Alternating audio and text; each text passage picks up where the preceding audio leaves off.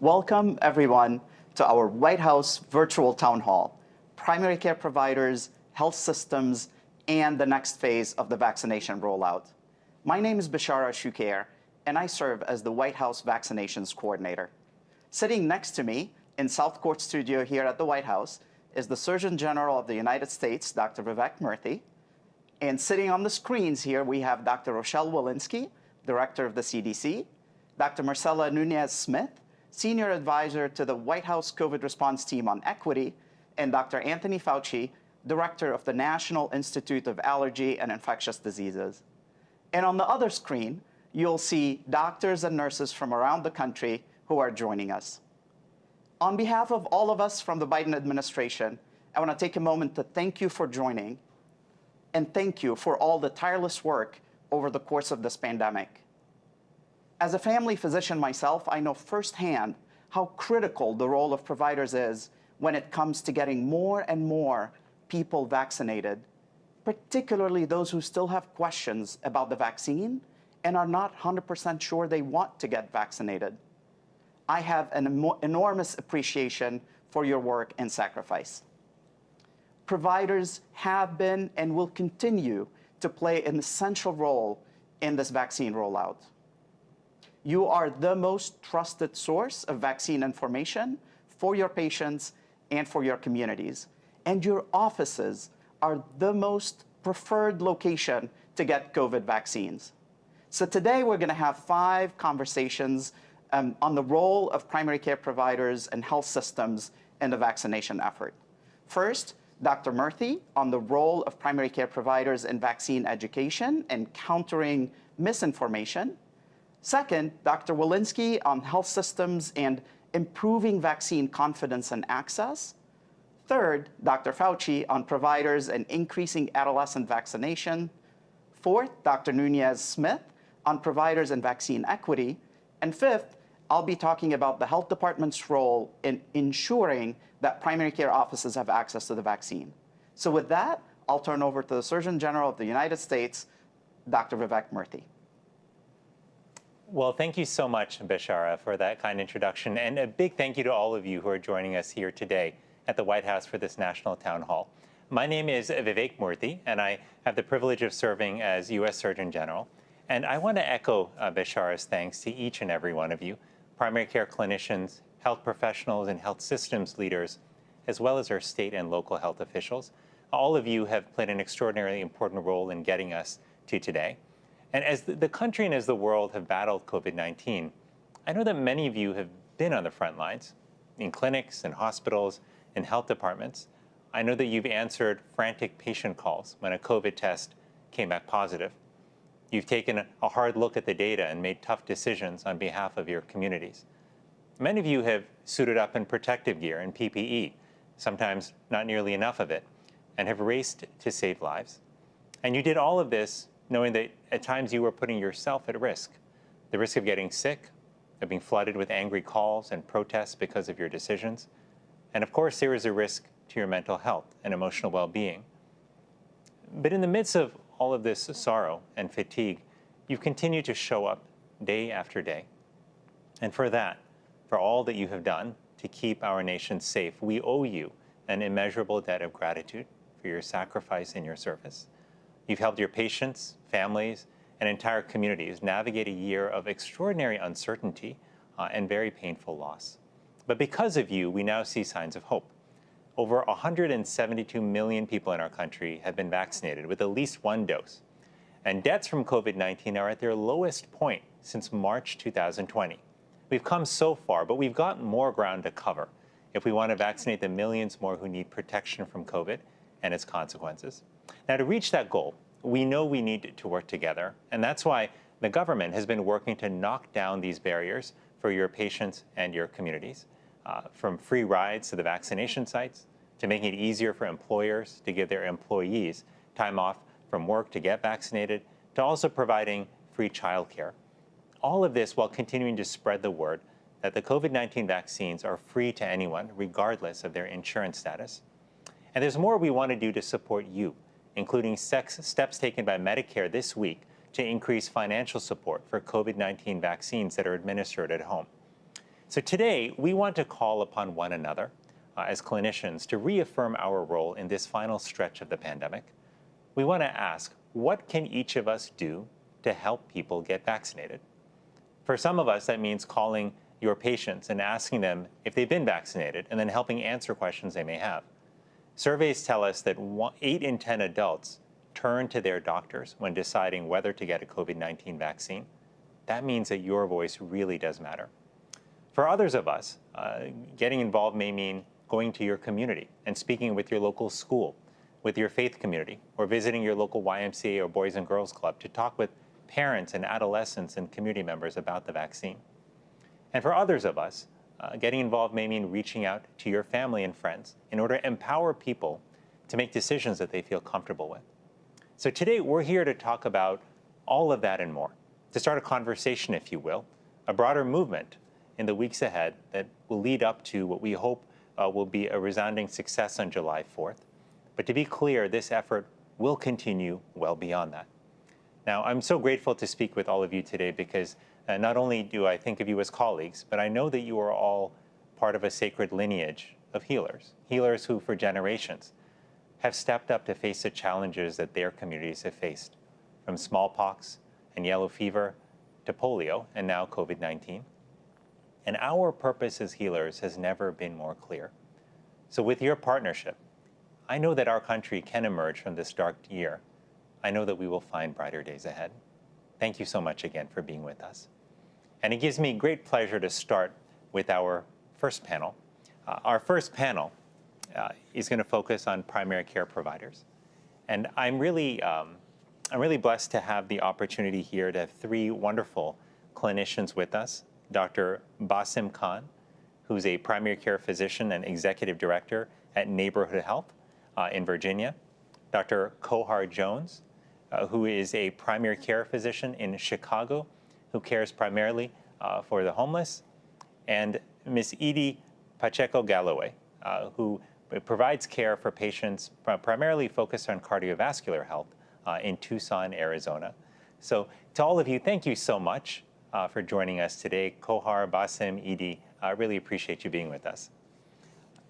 I want to start, let me start with Basim. And, and I want to, I've spoken to each of you and I know just how much you have to offer. And in the limited time we have, though, I want you to share some of the pearls that you have gleaned from your own experience. And Dr. Khan, I'm hoping you can talk to us a bit about your own conversations with patients, as well as your efforts to reach out to your panel of patients. Tell us what that experience has been like and what have you learned that you think would be helpful to clinicians listening today? Thank you so much, Dr. Murthy, for inviting all of us and for your efforts throughout this pandemic. For me as a primary care clinician at a community health center, one of the lessons that I've learned over the years, but especially when it comes to COVID vaccines, is not to make any assumptions about where our patients are, how much they know about the vaccine, what their opinions are about the vaccine, or their willingness to act upon the advice that we give them. And it's always great to have open-ended conversations where you try to learn where they're coming from and you try to listen so that then you can offer advice. In terms of reaching out to our patient panel, as many of the people joining us know, there's so many different ways to do that. It's proactive outreach through text messaging, through letters, through phone calls, as well as taking every opportunity when a patient comes in the office to talk to them and engage with them about the vaccine. And probably the biggest lesson that I've learned there is the importance of motivating and engaging with our staff. Because like you mentioned so well, it's been a difficult few months for a lot of people in healthcare. There's a lot of burnout. We've called upon them to do so much. And now in primary care, we're doing that again by asking them to take such an active role in the vaccine effort. There are no easy answers to this, but any thought or effort that can be given to motivate staff, to encourage them, to engage them, to elevate champions, and make them own the process And to recognize their hard work, I think goes a long way, because ultimately it's in all these one-on-one interactions where a difference is going to be made, and they have to be motivated to do that. Absolutely, absolutely.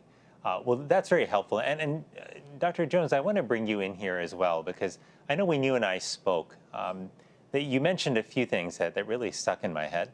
One was the importance of planting seeds with patients, not necessarily knowing when those seeds will come to fruition, if you will.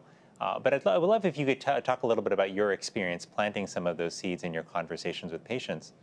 And then I'd also love for you to mention a little bit about some of the community work that you are both doing and that you've seen in schools that are examples of how doctors can help expand the vaccination effort in their communities. So I've made the COVID-19 vaccine question one of my routine primary care questions. Have you gotten the COVID vaccine yet? Yes. Thank you for taking care of yourself and the community. No. Why not? And just letting them answer why yes, why no, and being able to answer the questions and letting them know, even if they don't get it that day, I'll keep on asking them.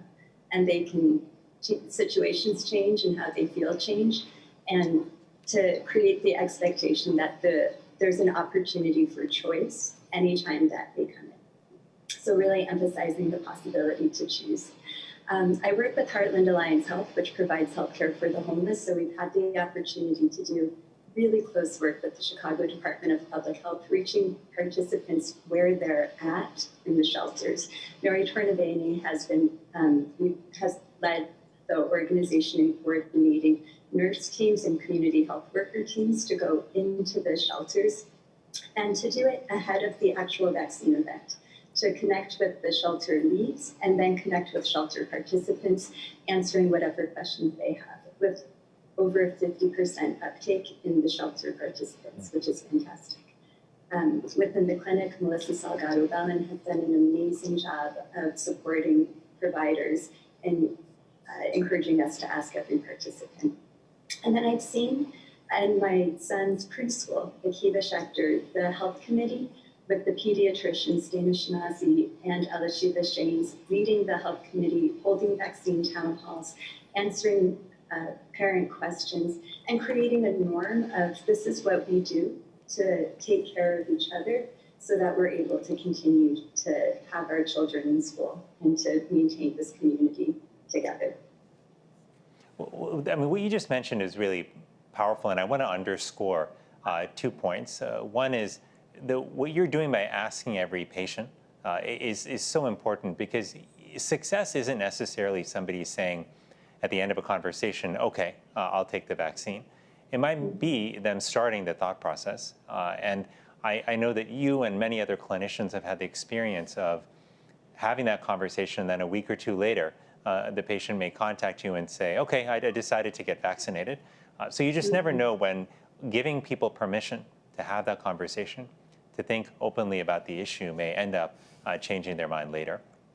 I absolutely had that experience, which was so gratifying. Yeah. No, I don't want it. My family wants me to have it. I'm choosing not to have it, validating the choice, having him come back a month later for lab follow-up saying, I went. I got the Pfizer. I went the day after. I trust you. It was really exciting. That's amazing. That's so great to hear. And that's what can happen in clinics all across America if we do this together.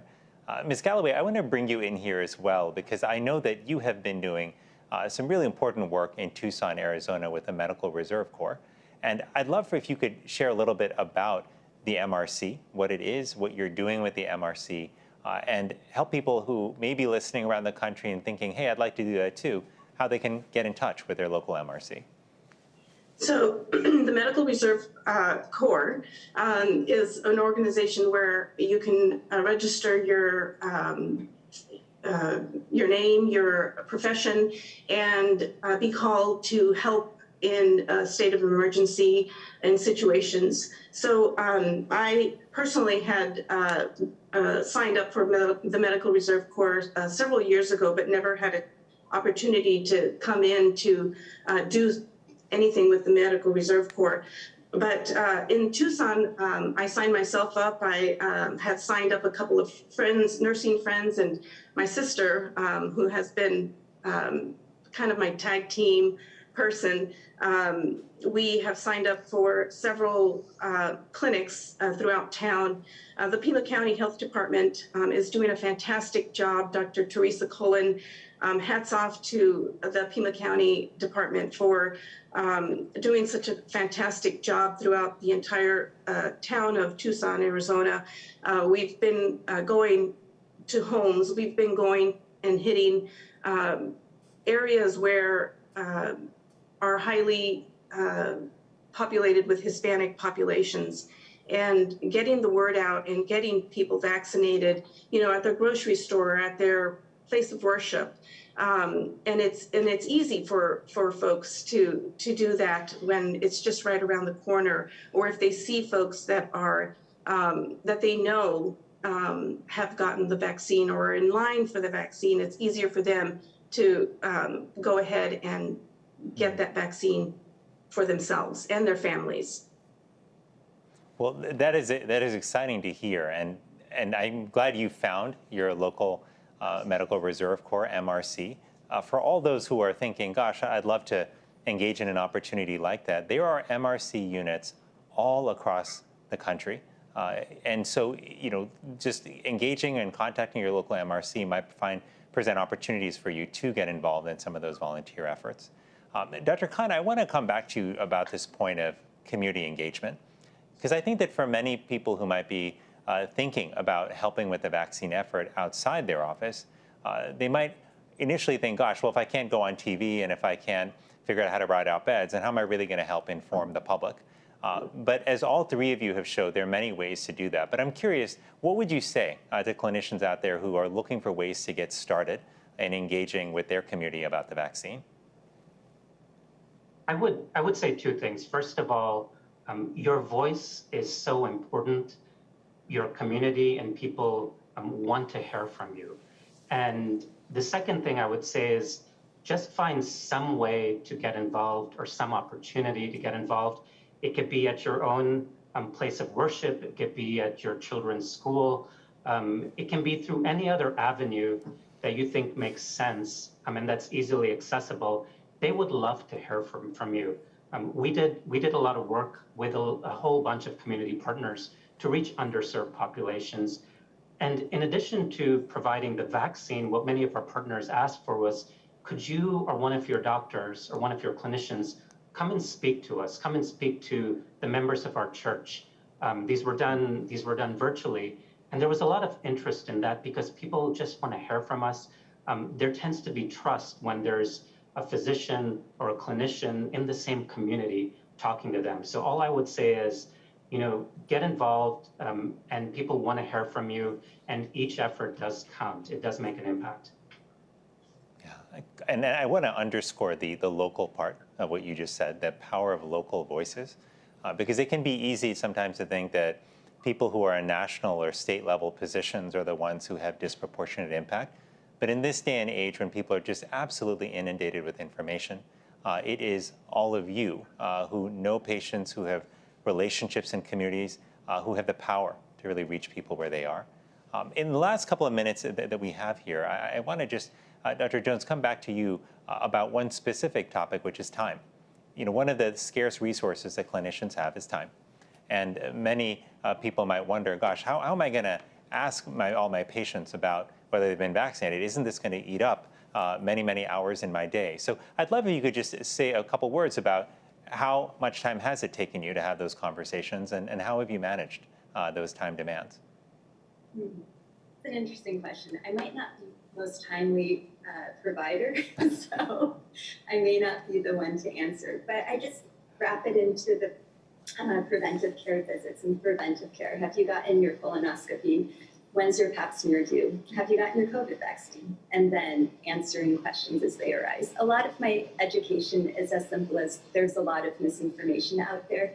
The sources that I trust all show that it's okay, that it's safe. When I got it, all I felt was a little bit of soreness in my arm. And then that's what I hear from most of my patients, and then moving forward from there. Wonderful.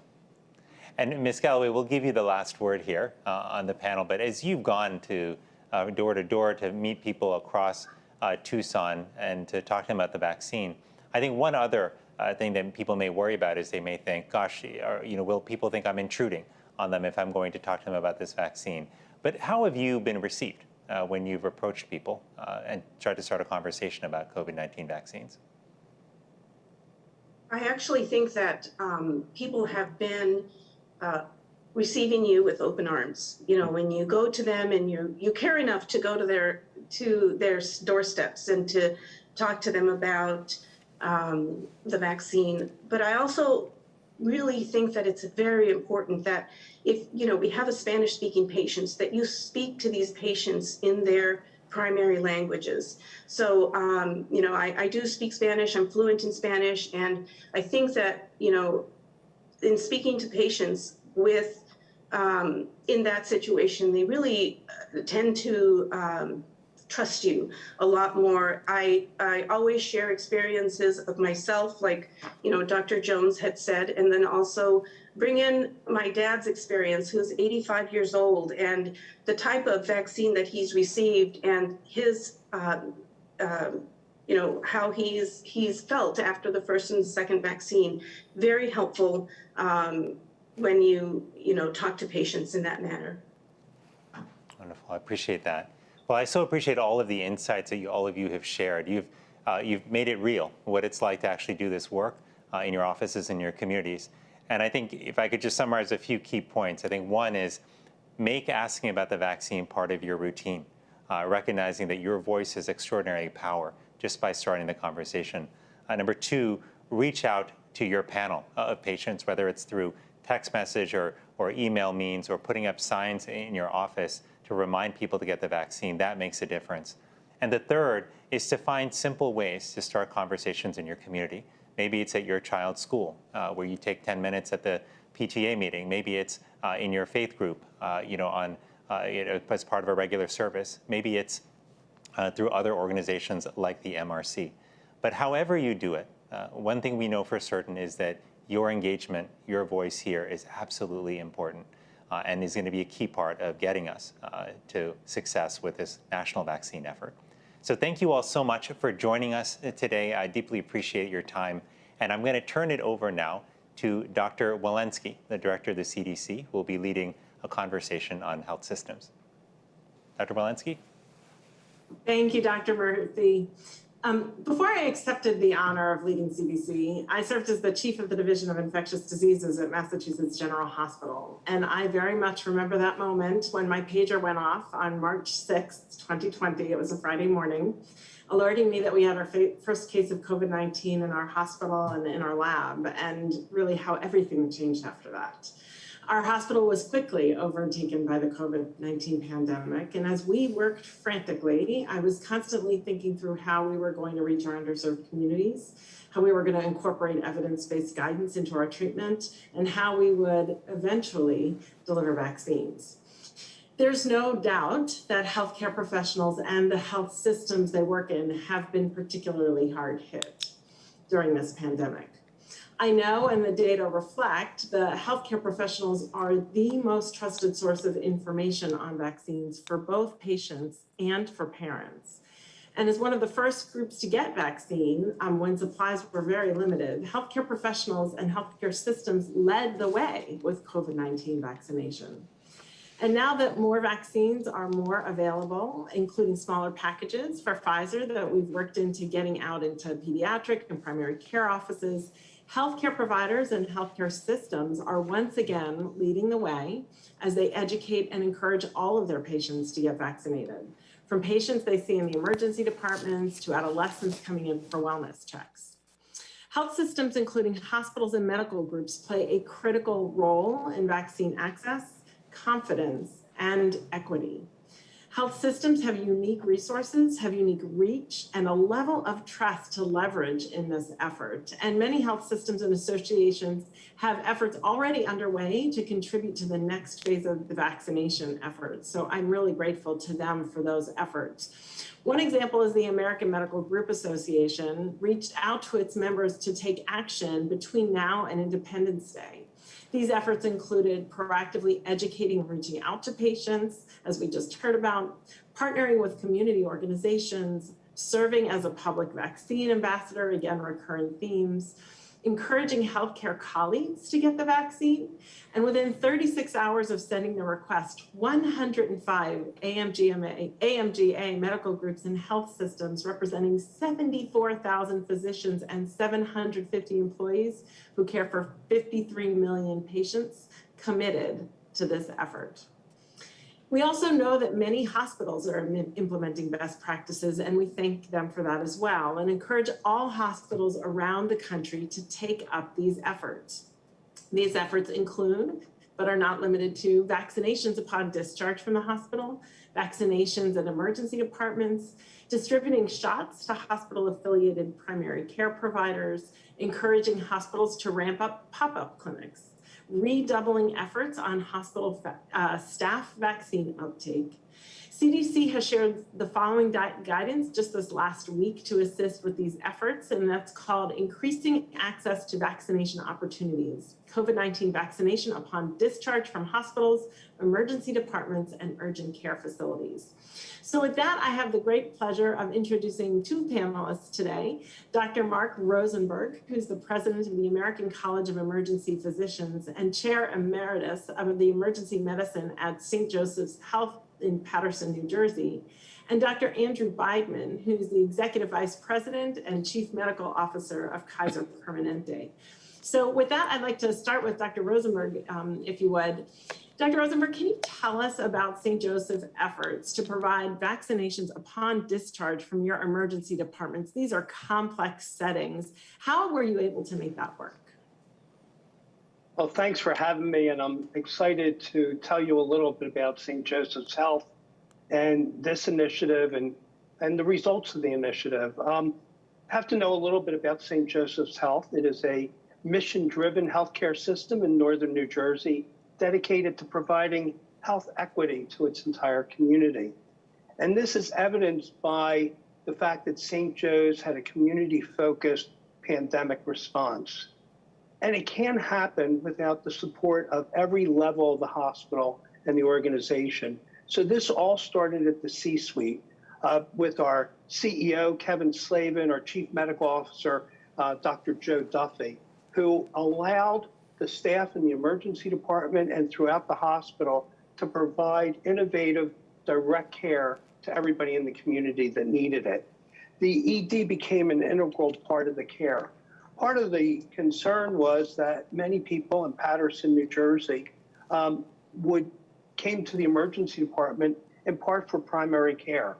So we started giving shots in the emergency department for discharged patients, and we used a single shot. We used the J&J vaccine because it made things so much easier to accomplish without as much follow-up. Of course, we'd always try transition to care initiatives to get them back to their primary care doc. Not only did we do this in the emergency department, but we looked at those communities that were underserved by zip code. And we put together vaccine efforts to not only take care of patients in those communities that were underserved with whatever it would take, but with centers or mobile vehicles, but also at home or in nursing homes if that was necessary. The results of this program are absolutely unbelievable. All in all, almost 80,000 shots were given to date. This data is from yesterday. The person in charge of this vaccine program was Linda Reed, who made it all possible for this to happen in the emergency department and in the community.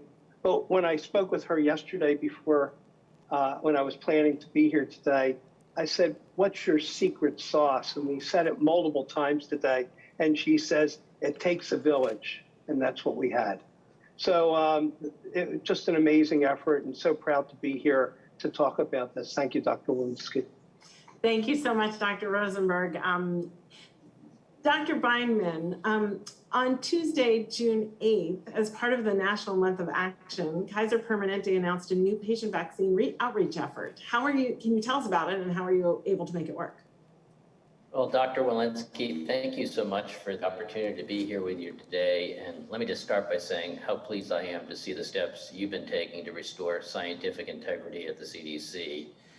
Kaiser Permanente has been really pleased to be a part of the National Month of Action sprint to vaccinate 70% of adults in the United States against COVID-19 with at least one shot by July 4th. And as an integrated delivery system, Kaiser Permanente has been able to leverage our sophisticated electronic health record, digital tools, and coordinated efforts across our care continuum to create patient-centric strategies to increase the number of vaccinated members and in the public. With our scale and extensive experience in population health, Kaiser Permanente aims to boost vaccine confidence with a multi-pronged approach, really to try to reach targeted populations. For example, we use our electronic record system to identify and reach out to eligible but unvaccinated people. And we do this using culturally relevant emails, mailings, and text to encourage vaccination. Messages are tailored to individuals and populations and use a variety of messengers, including our providers, as we talked about in the last sessions. We use our employees who reflect the people in their community. And then when our patients and our members come into the office, what we do is we make sure that physicians are prompted to discuss vaccination in a personalized venue. We use that same electronic health record to batch the emails and secure messages so that a primary care physician can send out those messages to their own patient panel. And we particularly target this to high vaccine hesitant communities where we believe that personalized touch can really make a difference. And we have been piloting using text in addition to email because we think that maybe just by clicking on a link in a text, it might reach some people who might not otherwise be responsive. Another thing we've been doing is that when patients come to our facilities, including our pharmacies and our labs, we have posters conveniently located throughout our facilities with QR codes that basically allow individuals to access our vaccine clinics and see immediately where they can come in and get a vaccine on a walk-in basis. So we're trying to make it as easy as possible to get a vaccine. And we're also doing a lot of work in the communities where we are. So as part of the National Month of Action Sprint, we launched a robust acceleration plan beginning June 4th that's included an additional $10 million in community grants that we've provided to 100 community-based organizations to promote vaccine confidence messages and engage organizations such as churches, schools, and other trusted community hubs. This $10 million is on top of an investment we had already made of $25 million in nearly 200 community-based organizations to increase vaccine access and build confidence in high-risk populations. We've also created something we call the Immunity, with an emphasis on unity sweepstakes. It's open to anyone age 12 or older who's been vaccinated by Kaiser Permanente or all vaccinated Kaiser Permanente members, regardless of where they got vaccinated. And this sweepstakes basically encourages vaccination while also supporting a full and healthy return to life's activities. We have 1,000 people who will be reward winners, and these will include things like wellness retreats, healthy home meal deliveries, personal training equipment, gym memberships, and family trips to theme parks and national parks. And in the community, we're really relying on the use of social media campaigns with influencers that are relevant for those communities. So we're reaching out to particularly 18 to 30-year-olds through these campaigns, delivering relevant messages from trusted voices and social influencers. We're doing this also with existing partners, including the Cloud9 esports organization. Finally, I just want to point out that we've created a toolkit at Kaiser Permanente that we have made available publicly. It's available on our website, and it's focused on improving vaccine access and equity and trying to highlight really some of the approaches that we think have worked in our own setting.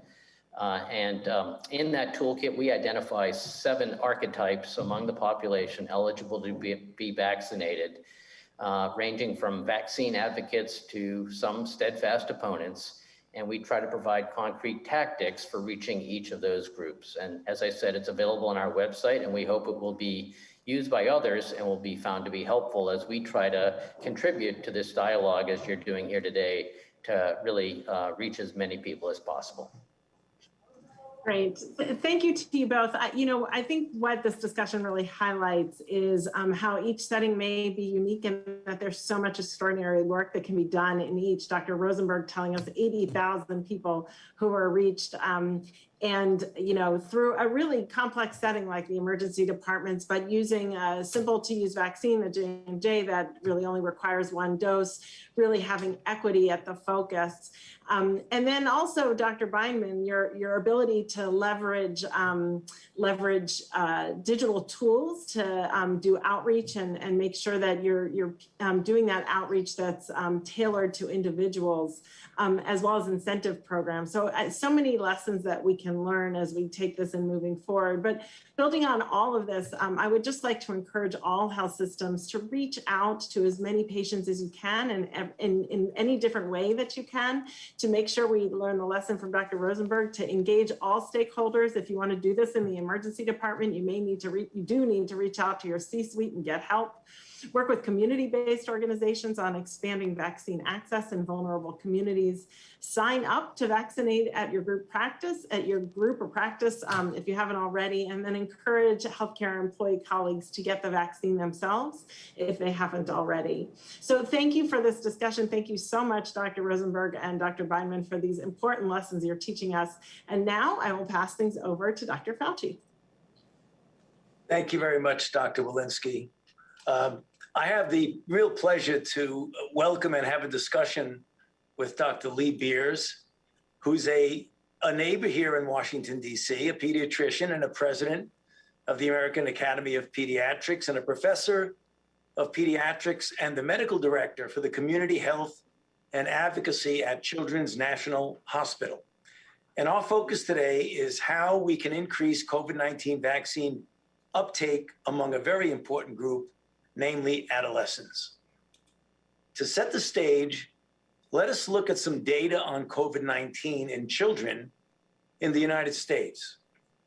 So far, there have been more than 3.3 million COVID-19 cases and 314 deaths in people younger than 18 years of age, according to the CDC. The CDC recently published data on COVID-19 adolescent hospitalization rates. The rates, thankfully, were very low, about 2 per 100,000 at their peak. However, among hospitalized adolescents, nearly 1/3 required admission to an intensive care unit, and 5% required invasive mechanical ventilation. And about 30% of these children had no underlying conditions that were recognizable. You've all heard of the multisystem inflammatory syndrome in children, MIS-C. So far, there have been more than 4,000 cases reported to the CDC. And in a recent paper in the New England Journal of Medicine, reporting on MIS-C cases in 26 states, 73% had previously been healthy children. Long COVID has also been seen in adolescents and other younger patients. So I'm going to be talking to Dr. Beers and asking her about her experience in this regard. The bottom line is that COVID-19 in pediatric patients, although rare with regard to serious complications, definitely can be very serious. And the good news is that COVID-19 vaccine have proven to be very safe and effective, including in younger people. The Pfizer vaccine is already approved for people ages 12 and older. In a large clinical trial, that vaccine had 100% efficacy in adolescents 12 to 15. Similar results were reported with Moderna vaccine, who yesterday, June 10th, applied to the FDA for emergency use authorization for adolescents 12 to 17 years. And so we made some good progress in vaccinating adolescents. 23.4% for children aged 12 to 15, and 38.6% of children aged 16 to 17 years have received at least one dose of vaccine. The Biden administration has worked to improve adolescent vaccine uptake, such as with webinars and listening sessions, with pediatric education, and other adolescent-focused associations following FDA authorization and ACIP recommendation. But clearly, more needs to be done. And actually, that's what we're going to talk about with Dr. Beers. So welcome, Dr. Beers. It's great to see you. It's great to be with you. It's a real pleasure. So let me ask you, as a pediatrician who talks with other pediatricians all over the country about their experience, what are the most compelling reasons for adolescents to get vaccinated? And in this regard, what have you seen with long COVID and other serious sequelae in adolescents? Well, thank you so much for that. And really just echoing the thanks others have shared for your partnership and for the administration's partnership. We're really honored to be here with you today. And it's such an important question, and it's one that we hear a lot, right? And in my mind, there's really three key issues that compel me to recommend vaccine for adolescents. And in fact, given my own adolescents, their vaccines, I have a 12 and 16-year-old at home. So, and I think three key things. First is that, as you just pointed out, vaccine, COVID infection in children and adolescents really is not benign. I think we've been very grateful that children don't seem to be impacted by the infectious complications of COVID to the same degree as adults, but they are still impacted and they can still get quite ill. And if we have a safe and effective vaccine to prevent that, we absolutely want to do that. I think the second reason is, the other impacts of COVID, the other impacts of the pandemic have really had a disproportionate impact on the children of our country. They've borne so much of this for us. Their school's been disrupted, their sports, their activities, their friendships, their social networks have been disrupted. And getting vaccinated is a really important way to get everyone back to that. There was a study released just today, actually, that there was an increase in suicidal attempts over the past year for young women, teenage women presenting to the emergency department. And so this is very real. And I think the third thing, and actually this is one of the things I hear from my kids and their friends, is that there's a sense of community obligation and service in getting the vaccine. I think our young people know that when they get vaccinated, they're helping to decrease the spread of COVID within the community. And that, I think, is a really important thing. And you also asked about long COVID, and I think, you know this better than anybody. We don't, there's lots we still don't know about COVID. And when I talk to pediatricians across the country, you mentioned, I just have this great honor, and I really to be able to represent over 60,000 pediatricians across the country. And what I hear from them is that they are seeing kids in their practice every day, every week, who have had COVID and who are having lingering symptoms. And I think we're still getting our arms around the data on that. But what I'm hearing from pediatricians across the country is that's a very real thing, and that kids are having prolonged symptoms. And just one more reminder how important it is to really be protecting our young people and vaccinating them with the safe and effective vaccine as it's available. Well, thank you for that really, really wonderful answer. I'm very impressed by the aspect, Dr. Beers, that we talk about a lot. And it's good to hear from you about your children, your two teenagers, about their appreciation for the community responsibility. Because, we talk to them about the fact that indeed, as I've mentioned, we can get children can get seriously ill, even though the incidence of that occurring compared to the elderly, for example, is much less. It still can be serious, but the idea that your children realize the communal importance of it. So how did that conversation go? Just to give people an idea, did they come to you and say, Mom, we'd like to get vaccinated? Did you nudge them a little bit and say, by the way, should you get vaccinated? How does the conversation go? I've had 3 teenage girls a long time ago. They're no longer teenage. And I'm kind of wondering how that would go today if they were teenagers. So how did the conversation start? Well, that's a good question. You know, my kids may be in a unique situation, so maybe I'll tell you about my kids and then also what their friends are saying too. My husband is also a pediatrician, and you know, with this role and work from home, I think my kids have overheard more about COVID and the COVID vaccine than probably most adolescents their age. So I think they started with a good baseline knowledge, but I will tell you, they came to me. You know, it actually started. Well, I would say it started with a conversation even before the vaccine was available to any of us. And my 16-year-old said, you know, Mom, are there any vaccine trials near us? I'd like to be in a vaccine trial. And so that led to some additional conversations. And they both, you know, when the vaccine was available, they said, when can you sign us up? You know, my son is 12, and so he was more recently available, and he's been counting the days until the day he's fully vaccinated. So I think they're really enthusiastic about it.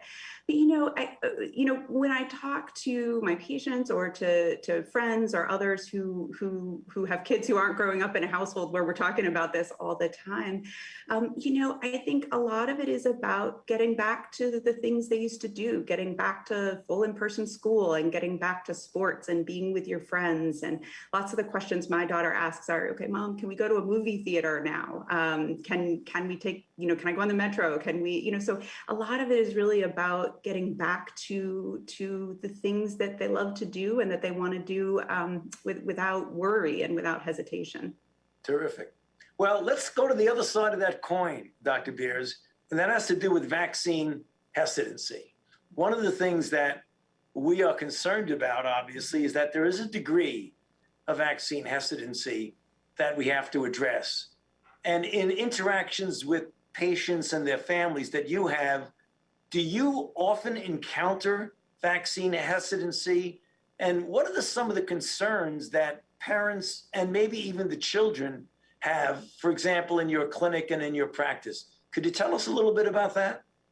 Yeah, absolutely. And I think, you know, you're very right. And just as with adults, adolescents have vaccine hesitancy and parents have vaccine hesitancy for their kids. And I think, you know, there's a couple different groups, I would say almost. You know, there are parents and teens who just have questions that they need to have answered. They're sort of on the fence and they think they might want to do it, but they're not sure. They've heard just, you know, conflicting information and they want the opportunity to ask some questions. And I think those are, you know, gosh, you know, some of the panelists earlier talked about how just having those conversations in your practice are so important to really reaching families who may just have a few questions. You know, I think there are other families who have more specific questions. I think some of the most common things I hear are concerns about, you know, how the speed of which the vaccine became available or whether or not we have enough experience with it in kids. And I think, you know, those are things we're able to talk through and again, answer those questions very honestly and transparently. And I think, you know, I think the general public knows more about the vaccine development process than ever before in probably any of our lifetimes. And then I think there's this whole other bucket of misinformation. And that in some ways, sometimes that's easier to deal with, sometimes that's harder, right? And so I think, you know, some of the misinformation that's out there about, you know, vaccines causing infertility or other things that we just know aren't true. And so really, again, I think maybe it was Dr. Jones earlier said, I just ask patients, what what are their questions? What have they heard? And so asking about those things and then talking through, why we're not worried about those things without, of course, reinforcing the misinformation. We have to be careful to do that too. And I think, unfortunately, social media is powerful, and there's a lot of misinformation on social media, and our adolescents are on social media a whole lot. And so they see the good stuff, but they also see the misinformation there. Great. So I have time for one last question that I have to ask you. Since you are the president of the American Academy of Pediatrics, could you just tell us what are some of the initiatives that the AAP and Children's Hospital are involved in? Thank you for that. I would love to. I think vaccines in general is something that pediatricians have been doing for a long time, and so we thought about this a lot. And when the COVID vaccine came up and came available for adolescents, we were really ready to jump in. So I would say a couple things that I'd love to highlight. The American Academy of Pediatrics has a campaign called "Call Your Pediatrician" for parents. We've got fun PSAs and social media tags and articles on our healthychildren.org website that you can push out and really encourage parents to call their pediatricians, both for questions about the COVID vaccine, but also, get back in for your well visit and get caught up on your other routine immunizations as well. Some of the things I'd love to highlight and our work at Children's National, actually a really terrific partnership that we had with DC Public Schools. And we partnered together with DC Public Schools actually before the vaccine was authorized in adolescents, because we really wanted to make sure the teachers were vaccinated and felt comfortable going back to school. And so we partnered with them, went down to Dunbar High School here in DC and had a couple really big days where we brought teachers in to help them get immunized. And I tell you, it was just, I was down there, lots of my colleagues were down there, and it was just one of the most joyful things that we had done all year. And it was really, really a special opportunity. Terrific, wonderful. Well, one of the things that we talk about a lot in our medical response team, particularly among the community core concept, is trusted messengers. And without a doubt, your physician, your family physician, is a trusted messenger. And among those, clearly pediatricians rank very high among them. So keep up your great work. We really do need what you all are doing. So thank you very much, Dr. Beers. It's a real pleasure speaking with you. And now let me just turn it over now to Dr. Marcela Nunez-Smith. Great. Thank you so much, Dr. Fauci, and good day to everyone. Thanks so much for joining, and so appreciate what each one of you is really doing, in your practices, in your organizations, just to get the entire country vaccinated. I'm so looking forward to my conversation today with Dr. Kanini Rodney, who's the Deputy Associate Chief of Staff at the Birmingham VA. And we're going to talk some about equity, which, everyone has mentioned, because we know it needs to be at the center. So I'm just going to take a couple moments for reflection and then launch into discussion with Dr. Rodney. And as I look around here, I think we all feel that urgency when it comes to equity, that we know we have to find those solutions. We're hearing about them today that will work for every community. We have to have everyone benefiting. At this time, the vaccine is the best tool that we have in our toolbox. Certainly for the Biden-Harris administration, centering equity in the COVID-19 response and recovery has been top of priority. And I know that's shared. The reality, and we know it all too well in this past year, and we've known it for decades and beyond, when we're in a time of national crisis, it is all too predictable every time which groups will be hit the first and hit the hardest. And for many communities, Black and Brown communities, other communities of color, for rural communities, for many other groups, people with disabilities, those in the LGBTQ plus family, and yet others, these groups are all overrepresented in the burden of COVID-19. So cases and hospitalizations, and tragically in death and loss of life. Yet underrepresented when it comes time to benefit from scientific discovery, be it testing or therapies, and of course, today's conversation, vaccination.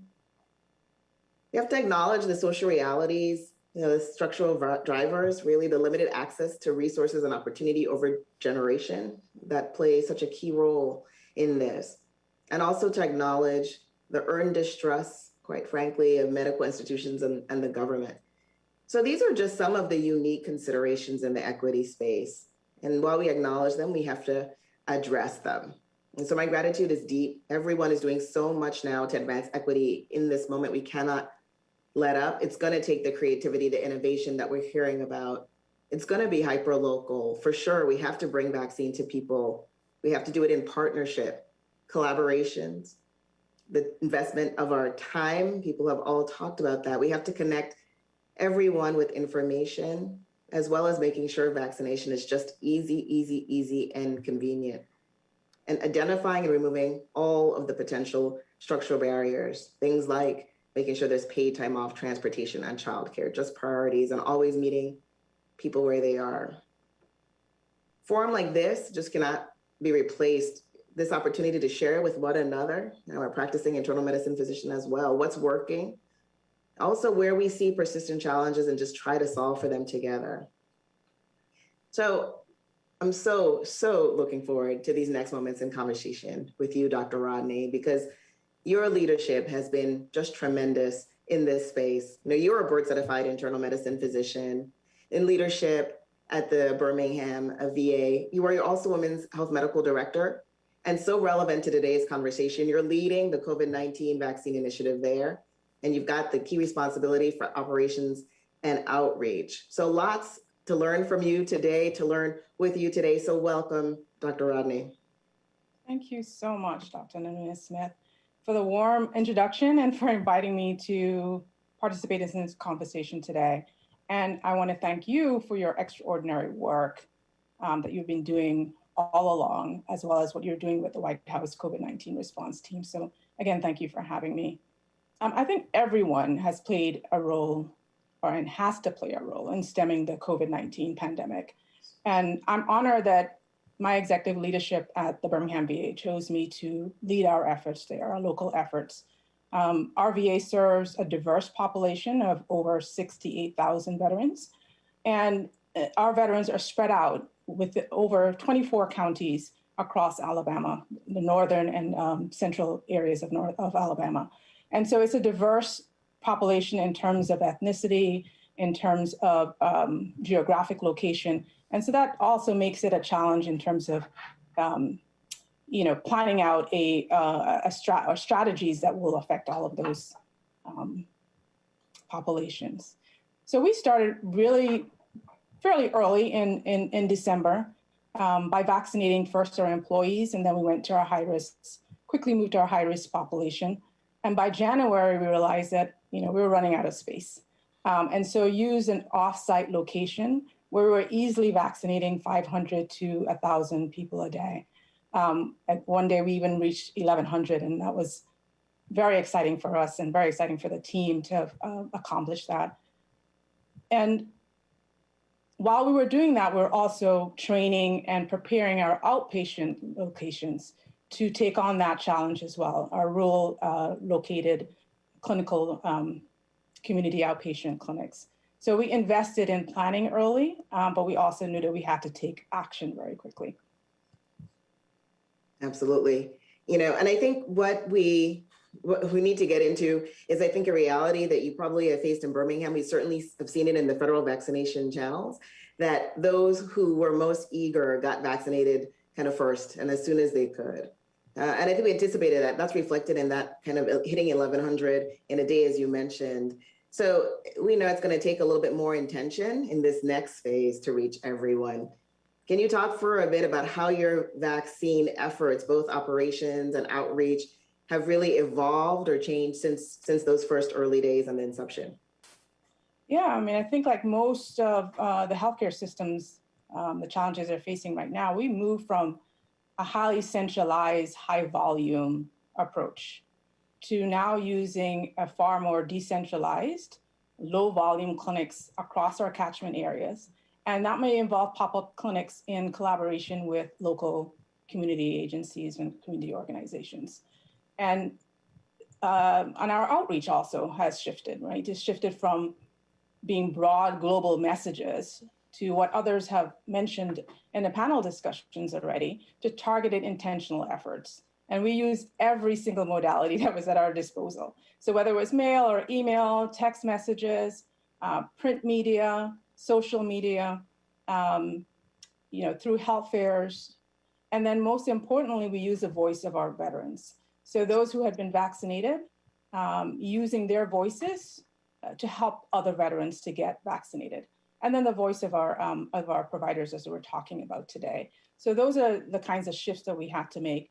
And I'd say the biggest overarching change is that our philosophy and strategies move from providing a single product, which is the vaccine, to providing a service. So one that requires building trust, capitalizing on relationships, and removing barriers so that the veterans feel safe and confident about getting their vaccines in their local communities. And so we've opened up access to to veteran spouses, caregivers, and as mentioned before, also to adolescents 12 to 17 years old as well. It's really fantastic. So with that, and I think that that's exactly the kind of creativity and change of frame, right? Thinking about providing a service.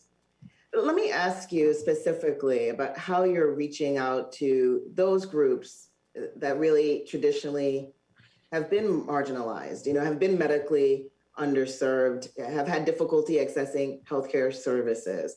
What have you been able to do there? Yeah, so we have been closely monitoring our efforts all along. So it was pretty easy for us to identify our high-risk populations and those with lower vaccine rates. And just as we did with our outreach efforts, we really cast a very wide net, right? Because our strategies had to be, we thought, multi-pronged, and we had to do them simultaneously in order to get to the various pockets of underserved and underrepresented. And our strategies range from overcoming issues with access to evidence-based information, as others have talked about, and addressing vaccine concerns, to overcoming things like mobility and transportation and other socioeconomic barriers. And it has meant working closely with our community partners and local agencies and having individual or small group conversations to meet veterans where they are in the vaccine spectrum, and working with them to move from vaccine hesitancy to deliberation, to acceptance, and then to action. And I think other panelists have talked about that as well. I can give you some specific examples of some of the groups that we focused on, keeping in mind that an individual may fit in more than one category. So we sent out, for example, vaccination teams to the homes of our homebound veterans so that they could get vaccinated, as well as their spouses and caregivers. We have done public service announcements featuring our Black veterans who receive vaccinations, and then using those to inform others in the community. I have personally been involved in Black civic organizations where we've increased awareness around COVID vaccine and discussed the myths and the facts around the vaccine, and educated each other about the vaccine itself. June this month is LGBTQ Pride Month. And so there has been a lot of outreach specifically to this community this month. And we have a health fair that's coming up on June 25th, and we'll obviously be offering the vaccine at that time as well. One of our biggest challenges is our rural veterans, creating opportunities for them to get vaccinated locally, and most importantly, creating safe spaces for open dialogue about the vaccine perspectives, and ensuring that they have the right facts so they can make the decisions for themselves. And so, as I mentioned before, we have trained providers and nurses, pharmacists, et cetera, in those local clinics to provide those vaccines. And that is being done and has been very successful in our 7 smaller clinics. And we're actually about to launch a public service announcement, another PSA, that features the local nurses and physicians in that community, because obviously they're the trusted voices in their community. Another population that is amongst the most vulnerable and hard to reach is our homeless. And so we have a homeless team that goes out into the community, to the shelters. They partner with agencies such as HUD-VASH, and that has been tremendously successful as well. And then the last group is our women veterans. And this is one of our largest, our fastest growing population. About 10% of our veterans nationally are women veterans. And in Birmingham, we have close to 9,000 women. So definitely has been a focus for us. I think somebody has already mentioned about some of the challenges that our women face. This is something that they have to consider not just for themselves, but potentially having the discussion about what this means for their fertility, what this means for passing on genetic mutations to their offspring. And so those are the kinds of conversations and challenges that we need to have, and to disassemble some of the myths that are in our community. And so we hosted a COVID-19 chit chat for maternity veterans and women of reproductive age, where we had a group of experts that came to really listen, to engage, to discuss. And you mentioned before, Dr. Nunez-Smith, about acknowledging the fears, especially of Black and Brown Americans, because of historical injustices. And those historical injustices have been reinforced by sometimes daily discrimination and microaggressions. And so, we have to be respectful of that and know that, this is a reality of a large segment of our population. And coming from that framework, engaging in a conversation, really opening up the dialogue and listening to people. And then they will in turn listen to you and to listen to the facts that you have to share with them, and be able to consider that in their decision making. So I am really happy and reassured that there are clinical professionals like you that have been at the forefront of this, because I know that part of your career has always been about equity and dismantling structural barriers that Black and Brown people have to cancer screenings, to diabetes, to other diseases other than COVID. And I think that when you frame this as creating equity and access to healthcare and not just one disease entity, then people are more likely to engage with you because they believe that you're truly concerned about them and not just about the disease. So thank you. Yes, thank you so much, Dr. Rodney. Just terrific all around. The multi-pronged approach, fabulous insights there. I just cannot underscore what you said just now enough, that people are looking to know that we are all committed and interested in their health holistically beyond COVID and just the vaccine. And that's so key in equity. So you're doing just so much, and it really is inspiring. It's made me very hopeful, very optimistic. You take a stance of respect, intentionality, and urgency, and you're making substantial progress there in Birmingham. And we together can, right, on vaccination equity, but certainly on health equity more broadly, to your point. I'm so grateful to have been in conversation with you today. Just appreciate you and everything you're doing. Thank you so much. And so with that, I will pause on our conversation and pass the baton on to my tremendous colleague, Dr. Bashara Shukhair. Bashara, please. Thank you so much, Dr. Nunez-Smith. And for primary care providers to actually vaccinate in their offices, it takes collaboration between the healthcare system and the health department. So I'm really thrilled to have the last two panelists here with us today, Dr. Angela Marshall, who runs a comprehensive women's health practice in Silver Spring, Maryland, and Dr. Bruce Vanderhoff, who's the Chief Medical Officer at the Ohio Department of Health. And Angela, I'm going to just start with you right away. I had the opportunity to go visit with you in your office, got to talk to your staff, and you have been part of this Maryland primary care vaccine effort that has 375 practices that are vaccinating in their offices. So just tell me a little bit about your outreach effort and how you've engaged with your patients who haven't been vaccinated, and what kind of results have you been seeing? Well, first, let me say how proud I am of the state of Maryland for trailblazing in the healthcare space. A few years ago, Maryland piloted a statewide primary care program that's been hugely successful at organizing all of our primary care resources so that we can better care for our patients.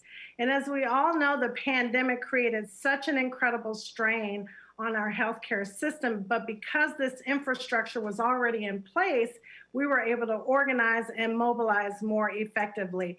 And when we realized that there were significant disparities in our vaccination rates for certain populations, we were able to utilize the state program to open additional avenues for vaccinations, which were the primary care offices. And this strategy proved to be extremely helpful for our patients, particularly those who are unable to access vaccines at the retail sites or at the mass vaccination sites. And it was especially helpful for those who are hesitant to get vaccinated. And most importantly, one of the things that we discovered very quickly was that many patients, not surprisingly, felt more comfortable getting vaccinated in their medical homes, which are often the primary care offices. And so with this program, since its inception on March 15th, there have been more than 110,000 patients vaccinated in the primary care offices within the state, which helped to significantly augment the other mass vaccination efforts that are ongoing in the state. That is so wonderful. And my understanding from that visit is you literally get a list of patients who haven't been vaccinated yet.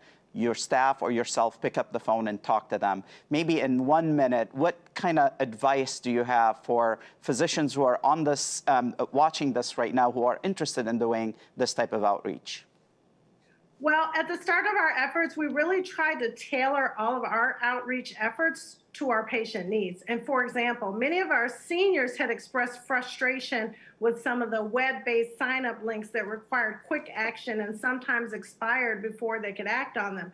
So instead of using a web-based strategy, we called our patients, and some of those calls were done by live people in our office, and some were done by recorded messages that were essentially robocall. And I'm happy to say that our efforts seem to have paid off. As of yesterday, 72% of our patients have received their first dose of their COVID vaccines, and 66% have received a second dose. And for our African American patients, we've had 69% receive their first dose and 63% receive their second dose, which I think is a great start. That is just so wonderful. Thank you, Angela. Bruce, the Ohio Department of Health has actually taken a few steps to make it easy to actually provide vaccines to providers' offices. What are like the 2 or 3 steps that the health department in Ohio taken to make it easy to get the vaccines to doctors' offices? Well, I think we recognized that much of what was needed to achieve rapid, high-volume vaccine delivery in large vaccine clinics had actually become an impediment to vaccine delivery in primary care. So we took a number of steps that were really aimed at supporting our primary care providers. First, we're using a highly specialized distribution center to deliver vaccine to primary care practices in packages of as few as 30 doses. As I'm sure many of you are aware, the vaccine actually arrives from the manufacturer in packages of over 1,100 or more recently 450. But 30 doses is a more practical shipment size for many primary care providers. We can now deliver these smaller packages same day, and we're transitioning the order process directly to the primary care offices rather than going through perhaps a health department. So providers can better manage their supply based on their own demand. Secondly, we're realigning our provider requirements to better support primary care, recognizing that continuity care is different than care at a mass vac site. So providers can now offer vaccines routinely in their practices without the expectation of rapid administration. You know, previously we required everyone to begin administration within 24 hours of receipt and then to give every dose within 7 days. Our providers are also being urged to never miss an opportunity to vaccinate, even if it means some doses won't get used. So the bottom line is we want and we need to support our primary care providers in their efforts to get vaccines to more Ohioans. And these are just some important steps in that effort. Yeah, thank you for bringing the issue of the importance of focusing on not missing an opportunity to vaccinate a patient when they're there in your office. I know the wastage issue has been a concern because we were at the time where we all want to make sure we're leveraging every dose possible, and we need to continue to do that, but we don't want to do that at the expense of providing the opportunity for one of our patients to be able to get vaccinated. Last question to you, Dr. Vanderhoff. What advice do you have for other state or local health departments to be engaged in this type of efforts to make vaccines available at primary care doctors' offices? Well, based on our experience, I'd offer the following ideas. First, engage primary care providers from the start. They know firsthand what the challenges and opportunities are with vaccination in their practices. And even well-intentioned efforts to support them will fall flat if they aren't part of that planning.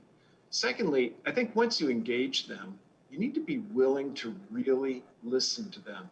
We had a number of assumptions about vaccine delivery based on our experience with large vaccination sites that posed a real problem for primary care practices. And we had to be willing to really accept some constructive criticism and take a hard look at what we could do differently to support primary care.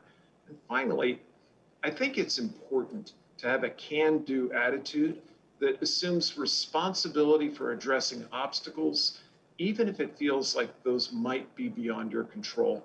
We had to just get past our frustration that manufacturers weren't shipping vaccine in the quantities we wanted before we could innovate our state warehouse solution.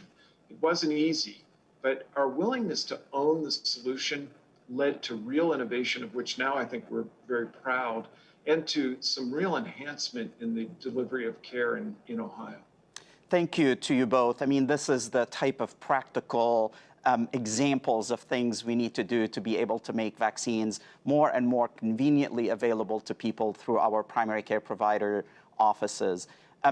Obviously, we are at a point now in our vaccination effort where it's all about the ground game. It is about going community by community, zip code by zip code, census tract by census tract. It's about understanding the type of strategies that would make a difference so that those folks who still have questions about the vaccines have their questions answered, and then they can build their confidence. They can make an informed decision to be able to get vaccinated. And I can't thank you enough for all the work, everybody who's watching, everybody who's participated, about the significant role that primary care providers and health systems have to play in this effort. So my call to action here, if you're a primary care provider who's already vaccinating in your offices, thank you, thank you, thank you. If you're not vaccinating in your office, please take a moment. CDC offers all the resources and toolkits to support you to sign up to become vaccinators. So please check that out and get engaged and be a vaccinator. Also, please take a moment. We have a sense of urgency here to pick up the phone, talk to your patients, send them text messages, emails, letters for those who haven't been vaccinated. And as we've heard from all of our panelists, that one-on-one conversations make a huge difference. So please take a moment to do that. And also make sure you're very vocal about educating not just your patients, but your community. Be engaged on social media and regular local interviews. All of that would make a difference. And let's not forget that we continue to encourage our colleagues and our own practices to get vaccinated if they have not been vaccinated. So I want to take a moment to thank all of our participants today, the panelists, Dr. Fauci, Dr. Walensky, Dr. Murthy, Dr. Nunez-Smith, all the audience today for everything you've done and for everything we will all continue to do to get more and more people vaccinated by July 4th. So thank you so much and have a great rest of the day.